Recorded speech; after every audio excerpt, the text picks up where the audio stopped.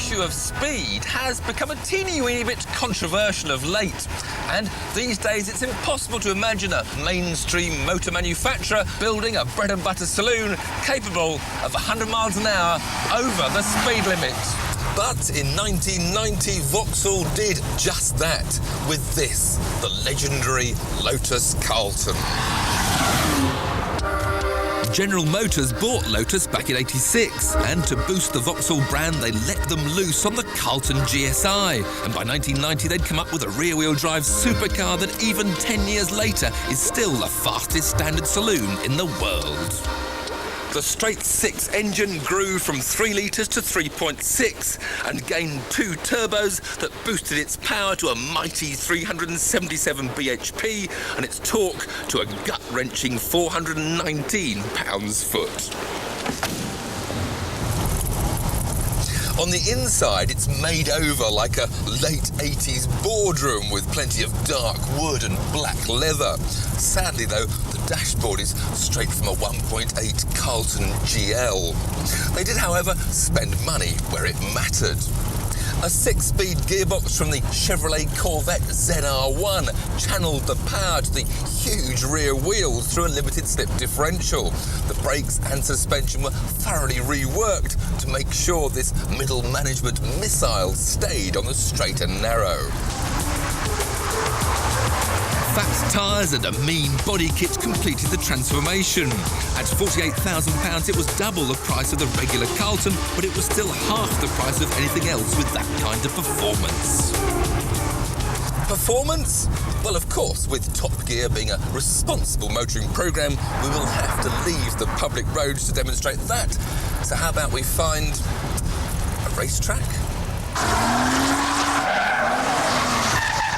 When you're talking about performance, you're talking about 0 to 60 in 5.2 seconds, 0 to 100 in 11.5. This is mega.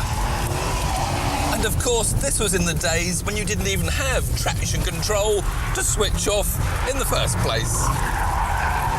This engine really is mightily impressive.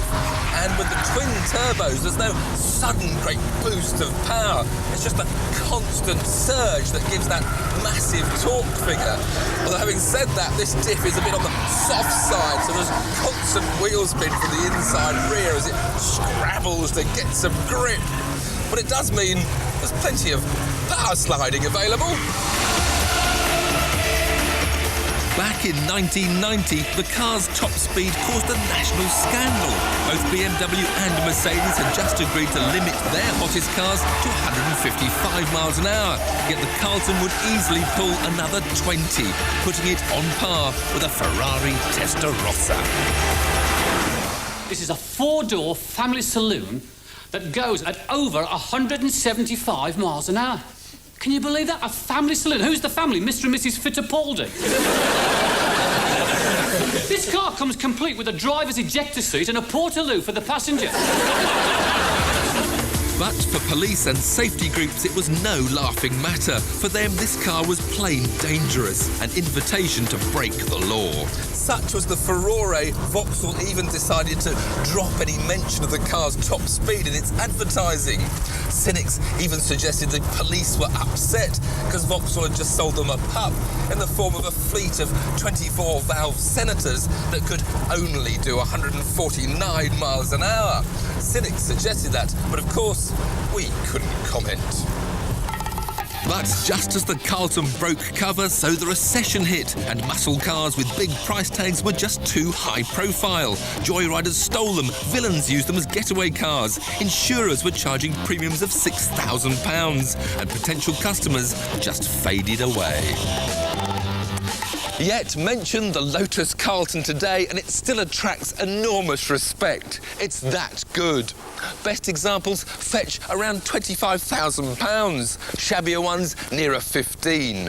As supercars go, this really is something of a bargain.